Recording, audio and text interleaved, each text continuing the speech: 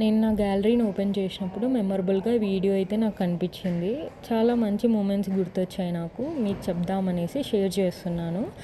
And ఇంటికి రాగానే ఒక హోమ్లీ ఫీల్, ఒక పాజిటివ్ వైబ్స్, ఏదో తెలియని ఆనందం అనిపిస్తుంది కదా. అట్లా మా హోమ్ టౌన్కి వెళ్ళినప్పుడు కూడా నాకు అలానే అనిపిస్తుంది.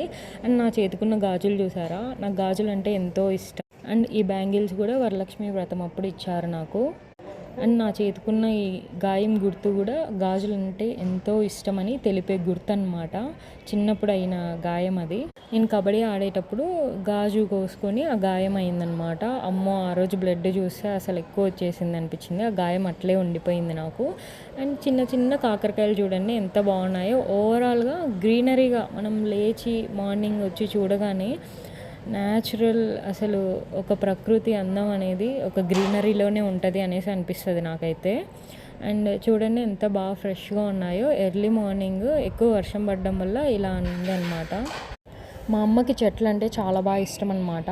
వంకాయ చెట్లు, ఇట్లా కలబంద, ఇట్లా కనకాంబరం చెట్లు అయితే ఇంకా ఎన్ని వేసింటుందో అసలు. ఆల్రెడీ నేను ఒక షార్ట్ అయితే అప్లోడ్ చేశాను.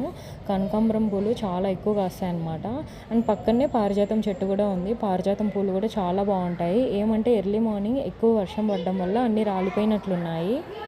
ఎర్లీ మార్నింగ్ వర్షం పడినప్పుడు ఎంతో ఫ్రెష్గా అనిపిస్తుంది. ఎన్విరాన్మెంట్ కూడా అసలు చాలా మంచిగా అనిపిస్తుంది. అండ్ నాకు ఇష్టమైన ఇంకో చెట్టును కూడా మీకు చూపిస్తాను.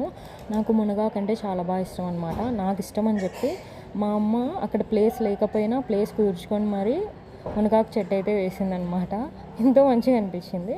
I hope you like this video. Subscribe for more.